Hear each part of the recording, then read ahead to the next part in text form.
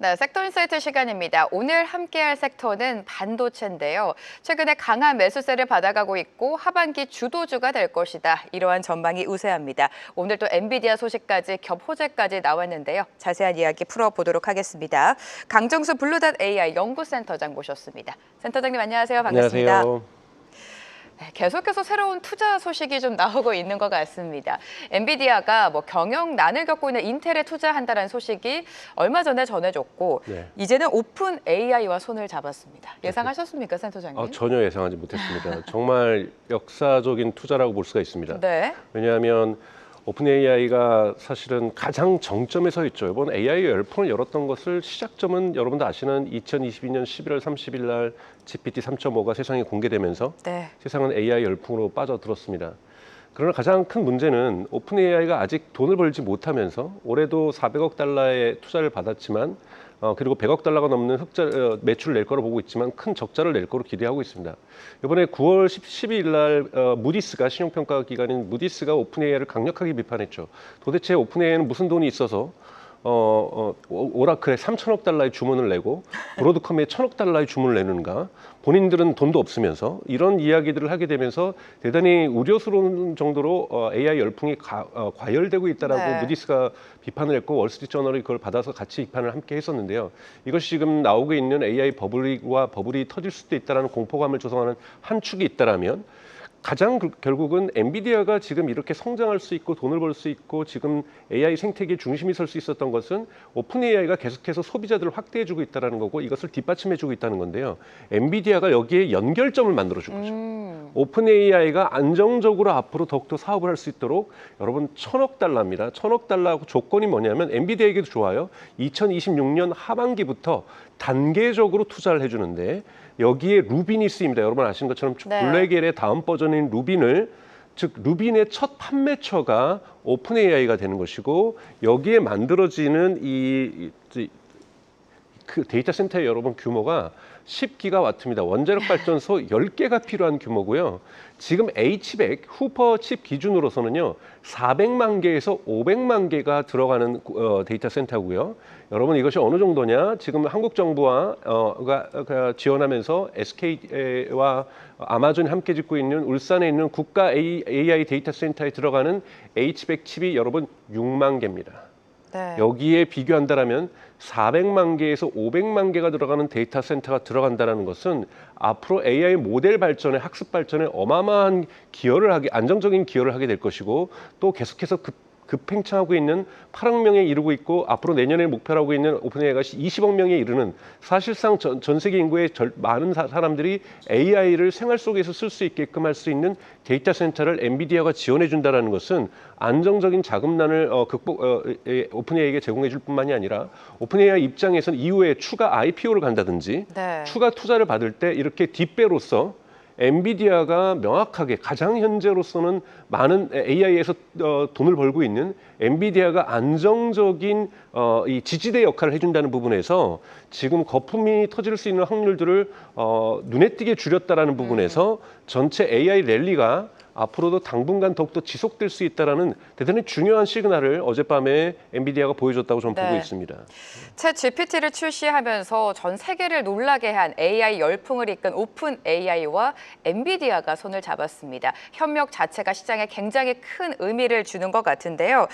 또 다른 이야기로 넘어가 보면요. 엔비디아가 새로운 AI GPU에 HBM이 아니라 GDDR7을 탑재할 것이다. 이렇게 된다면 엔비디아 향 최고 수혜주는 SK 하이닉스였는데 이제는 삼성전자가 될 수도 있다라는 전망이 나옵니다, 센터장님. 반반이라고 좀 볼 수 있습니다. 왜냐하면 GDDR7 같은 경우에는 지금 보도가 나온 것은 엔비디아가 삼성전자 측에 GDDR7의 생산량을 늘려달라는 요청을 했다라고 분명히 얘기를 하고 있다는 부분에서 삼성전자에겐 분명하게 특히 주가 부분에서는 호재라고 저도 생각하고 있습니다.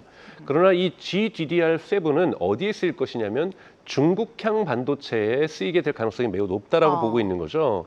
그렇다면 이것은 엔비디아의 결정도 중요하지만 지정학적인 갈등을 겪고 있는 미중 간의 무역 협정이 어떻게 연결되느냐. 결국은 10월 말에 열리는 지금 경주에서 열리는 아펙 정상회담에서 미중이 어떤 결정을 내리는가에 따라서 GDDR7의 판매량이 어떻게 결정될지는 저는 네. 앞으로의 여부는 결정될 수 있다고 저는 생각이 듭니다. 그래서 그날 좋은 미중 무역 협정이 체결될 수 있다라면 삼성전자에게 분명하게 실질적인 펀더멘탈에서 호재라고도 볼 수 있는데요. GDDR7에 있어서는 삼성전자가 앞서가고 있는 건 맞는 말씀입니다만 분명하게 이 부분에 있어서도 SK하이닉스도 이 GDDR7을 생산하고 있습니다. 다만 규모가 삼성전자가 훨씬 더 크기 때문에 네. 삼성전자가 여기서 규모의 경제를 보여주고 있다는 부분에서 단가 부분이라든지 여기에서 이윤 부분에서 SK하이닉스를 넘어서고 있는 것이지 기술 자체가 SK하이닉스가 GDDR7을 못 만드는 건 아니다. 네. 만들고 있다. 다만 시장에서 큰 존재감을 못 갖고 있을 뿐인데 삼성전자는 여기서 확실한 우위를 갖고 있기 때문에 삼성전자에게 분명한 호재인 것은 맞습니다만 10월 말까지는 좀 기다려볼 필요는 있다라고 저는 생각하고 있습니다. 네, GDDR7과 관련해서 SK하이닉스보다는 삼성전자가 규모의 경쟁 속에 우위를 지금 유지하고 있는 것은 사실이지만 탑재가 될 수 있을지는 좀 지켜봐야 되는 문제다라고 말씀을 해주셨고요.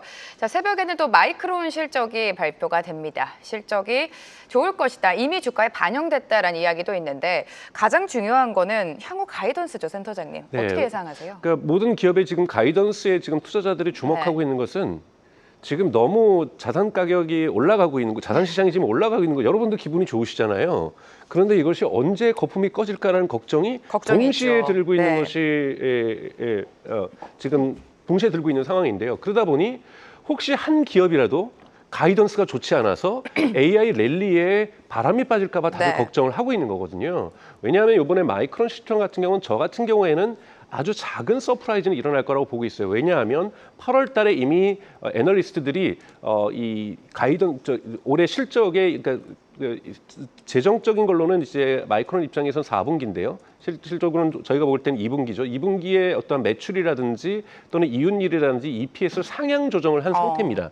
그래서 현재로서는 분기 매출이 한 120억 달러 정도에서의 플러스 마이너스 1억 달러가 지금 예상되고 있는데요. 아주 소폭으로 123억 달러나 4억 달러가 정도 나온다라면 시장에서는 긍정적으로 반응할 겁니다만 중요한 건 가이던스입니다. 지금 현재 두 가지 부분에서 마이크론이 가이던스가 좋을 가능성이 있습니다. 계속해서 HBM에 대한 수요가 증가하고 있다는 것, 여러분 보시는 것처럼 오픈 AI에게 엔비디아가 투자한다라는 것, 이것은 SK하이닉스에도 그다음에 마이크론에게도 삼성전자에게도 좋은 시장의 신호가 될 수가 있다는 거고 HBM의 수요가 계속해서 늘어난다는 거고요. 그리고 여러분 아시는 것처럼 지금 반도체 시장이 좋은 이유는 DDR 시장이 대단히 순풍을 살면서 가격이 상승되면서 마진율이 높아지고 있는 이러한 디램 시장의 어떠한 이 트렌드가 반영되고 있다고 볼 수가 있습니다. 그래서 가이던스가 저는 나쁘게 나오지는 않을 건데요. 다만 마이크론이 여기에서 얼마나 수율을 높여내면서 왜냐하면 계속해서 마이크론도 이제 HBM4 지금 SK 하이닉스하고 경쟁하기 위해서 투자를 해야 되잖아요. 네. 이 투자를 계속해내면서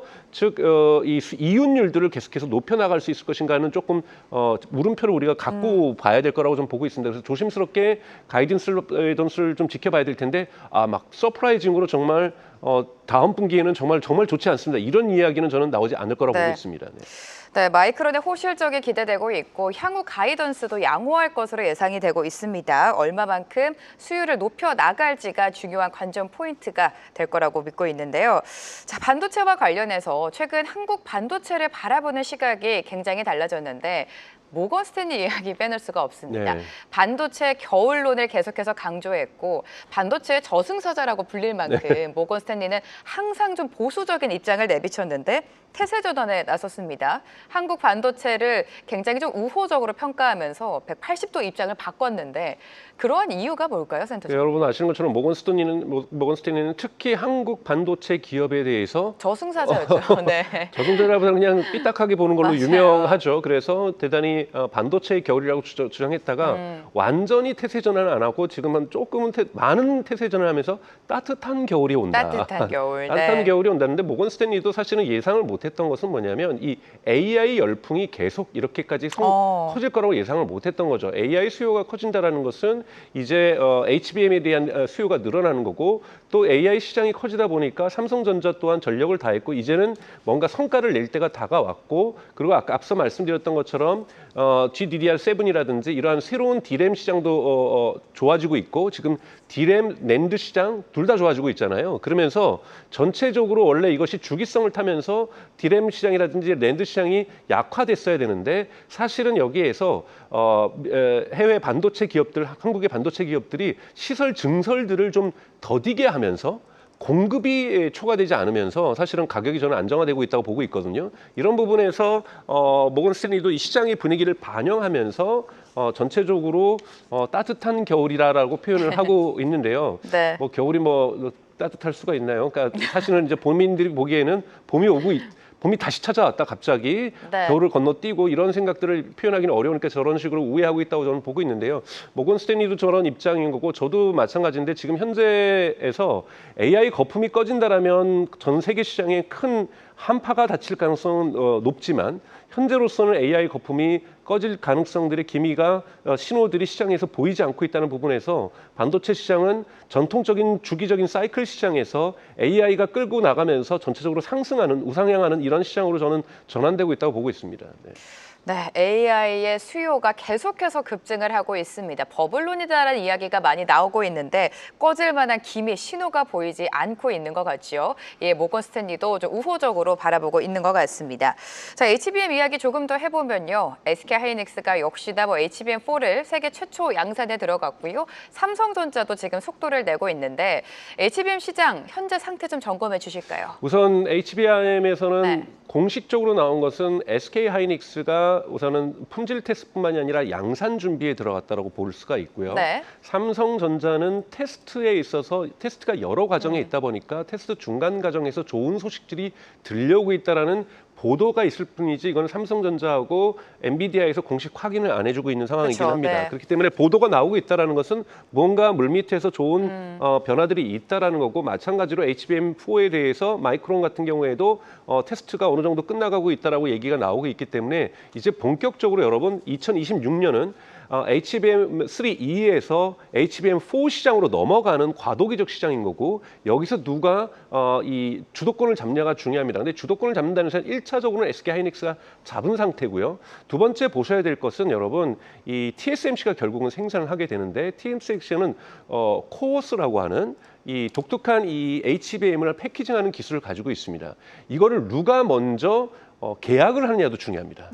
그러니까 먼저 지금 코어스를 갖다가 장악하기 위해서 네. SK하이닉스 같은 경우는 본인들의 HBM을 양산해서 여기 패키징에다가 이 라인에다가 집어넣고 있다라고 있는 거죠. 그러면은 삼성전자가 나중에 통과를 하더라도 과연 TSMC에 어느 정도의 여유가 생길지도 지켜봐야 된다는 부분에서 조심스럽게 보셔야 된다는 거하고 또 하나는 HBM도 4도 1세대가 있고 2세대가 있습니다. 지금 만들고 있는 건 1세대인 거죠. 흔히 말하는 8기가와트 퍼 세컨드라고 해서 지금 하나의 핀이 전달해주는 속도를 갖다가 HBM4 같은 경우에도 8로 잡고 있습니다. 쉽게 여러분들이 이해하신다면.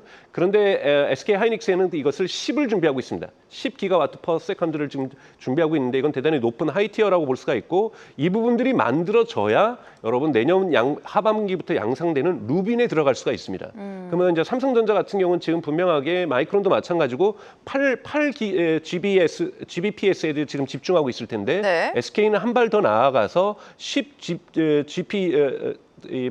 기가바이트 퍼 세컨드 GBPS에 준비하고 있다는 부분에서 기술적 우위에 있어서는 SK하이닉스가 조금씩은 한 발씩 더 나아가고 있다는 것은 인정해야 된다. 하지만 삼성이 정말로 HBM 기다리던 HBM4에 들어간다는 그 자체만으로도 이것이 코어스에서 생산할 수 있는 생산량에 대한 예약이 좀 약하더라도 네. 또는 이 HBM4에서도 1세대인 8GBPS라 할지라도 삼성에게는 엄청난 호재가 될 거고 주가 반등에는 엄청난 기회가 될 거라고 좀 보고 있습니다. 최근 이미 삼성전자 주가가 상승 흐름 이어가고 있는데 HBM 시장에서 하나의 호재가 나온다면 추가 상승 여력은 충분하다라고 말씀해 주셨습니다. 미증시에서 눈에 띄는 급등을 보여주고 있는 종목이 바로 오라클입니다. 하루 사이에 40% 급등이 나오기도 했는데 역시나 오픈 AI와의 손을 잡은 이 소식이 주가를 끌어올려준 것 같습니다. 앞으로의 오라클의 주가 전망은 어떻게 하고 계세요? 오라클은 여러분 이제 늦둥인데 시작을 한 거죠.